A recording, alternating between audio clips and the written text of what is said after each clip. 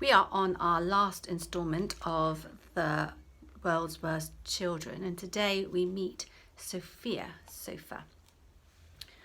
All Sophia wanted to do was sit on the sofa all day watching television. Sophia Sofa was without doubt one of the absolute worst children in the world.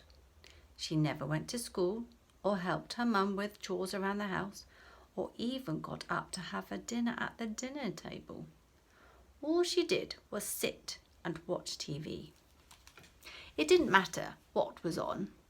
Soap operas, game shows, detective shows, gardening programmes, talent shows, cartoons, political programmes, even shows about old boring junk that the presenter pretended were priceless antiques.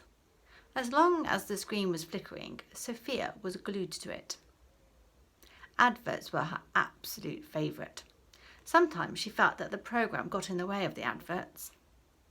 All day and all night, Sophia would sit slumped on the sofa in front of the TV, eating and watching. Crisps, biscuits, cakes, sweets and chocolates were her favourite foods to gobble as she watched. If an advert came on for crisps, biscuits, cakes, sweets or chocolate, then she would shout out to her mum to bring her more. "Mother!" she would yell. "Chocolate, now!" The girl's poor mum, she was poor because she had to spend all her money on a colossal amount of food for her daughter, would have to dash out to the corner shop to buy Sophia a bar of chocolate. However, by the time the woman returned home, Sophia would have seen another advert for something else she wanted to scoff, and she had sent her mother straight back out again. "Mother, cake!" Watching and eating and watching. That is all Sophia did. Her eyes had actually become square from staring at the box all day. The only exercise Sophia took was changing channels on the television. But because she had a remote control, this was nothing more than pressing a button with her finger. Sometimes her finger would get tired and she would shout out to Mum, "Mother, channel 3 now!" It would come as no surprise to you that one day Sophia's mum decided enough was enough.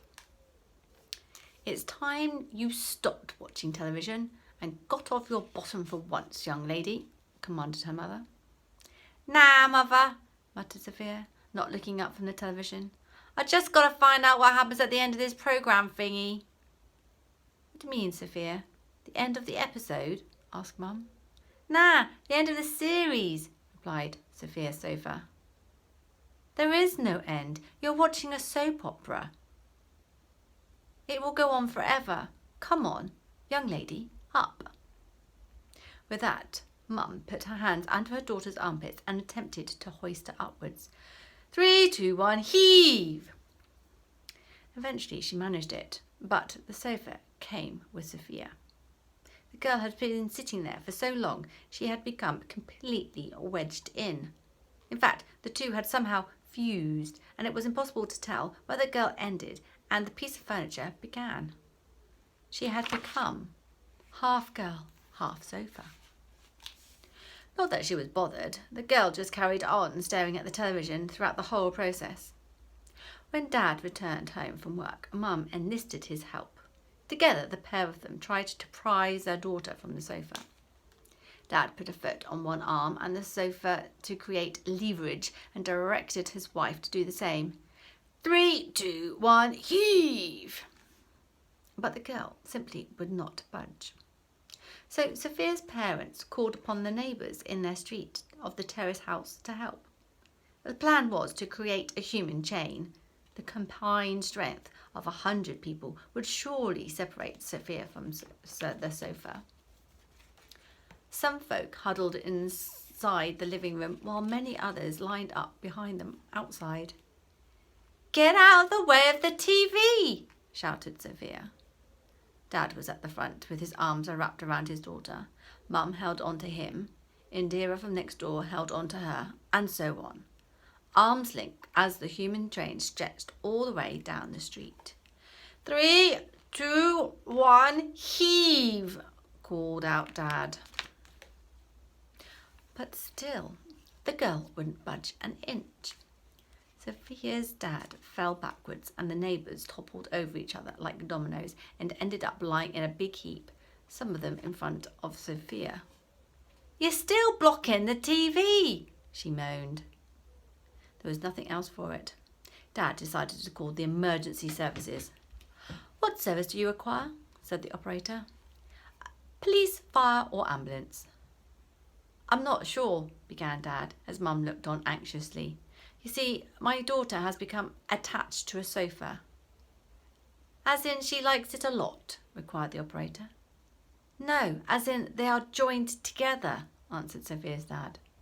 "Oh dear, that is an unusual one," replied the operator. "We had a man the other day whose bottom had become jammed in a bucket and a lady whose head had become lodged in a melon, but we've never had anyone wedged in a sofa." "I could send the fire brigade to cut her out." "That seems a bit drastic," said Dad. "Keep it down, I's watching TV," shouted Sophia. "What was that?" asked the operator. "Nothing," whispered Dad. "Just my lovely daughter, the one who is half girl, half sofa." "Oh." The operator thought for a moment. "I could send the police to arrest somebody." "Who?" asked Dad. "The sofa?" Sophia's dad pondered this. "No, the sofa hasn't done anything wrong and we rather like it." Mum nodded her head in agreement. "How about an ambulance? They can take your daughter to the hospital and perhaps a surgeon can perform an operation to separate her from the sofa." Yes, that's a super idea," replied Dad. "Please send an ambulance right away. Thank you." Nee-naw, nee-naw, nee-naw. The ambulance arrived in minutes, but there was a problem. Being half girl, half sofa, Sophia's sofa was too large to fit through the front door, so the ambulance driver called for a crane with a giant wrecking ball to help. Less than half an hour later, the giant crane swung its heavy wall at the front door of Sophia's terraced house. Bash! The wall was smashed to pieces. As a cloud of dust enveloped everyone in the street, still Sophia sat watching her beloved television. "Get that dust out of my way! I can't see the TV!" she shouted. When the dust cleared, the ambulance driver found there was another problem. The half-girl, half-sofa was too heavy to lift, so the ball was taken out of the crane's chain and the chain was secured around the bottom of the sofa. With a pull of a lever, whoosh, the half-girl, half-sofa was hoisted high up into the air.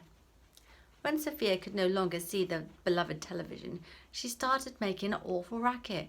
"TV, TV, TV," she chanted. The crane operator panicked and pulled the wrong lever, sending the load swinging through the air. It smashed into the row of houses on the other side of the road.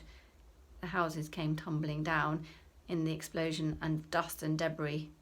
There wasn't much of the terrace street left. Not that Sophia cared. All she cared about was watching television. When the noise of falling brickwork and the screams of innocent bystanders had subsided, all that could be heard was the girl chanting loudly, "TV, TV, TV, TV, TV." As quickly as she could, the ambulance driver opened the back doors of the vehicle. The crane driver attempted to swing the half-girl, half-sofa inside. After about 500 tries, it became clear it was not going to fit. So the ambulance driver had an idea. Using a rope, she secured the half-girl, half-sofa to the rear of the ambulance so she could pull Sophia's sofa all the way to the hospital. "TV, TV, TV, TV, TV," came the chant. By now, the driver was so desperate to stop the ear-torturing noise, she was willing to try anything. So she plugged the television into the back of the ambulance. It flickered to life once more in front of Sophia. That was the longest she had gone without watching television since she could remember. The TV had been off for a whole minute, and she was relieved it was back on again. The ambulance driver drove off as slowly and gently as possible.